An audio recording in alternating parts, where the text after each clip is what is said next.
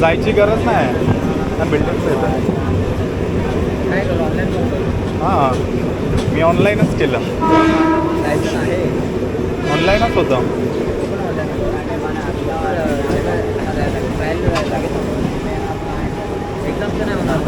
हां, डायरेक्ट हे असेल तुला ड्रायव्हिंग टेस्ट.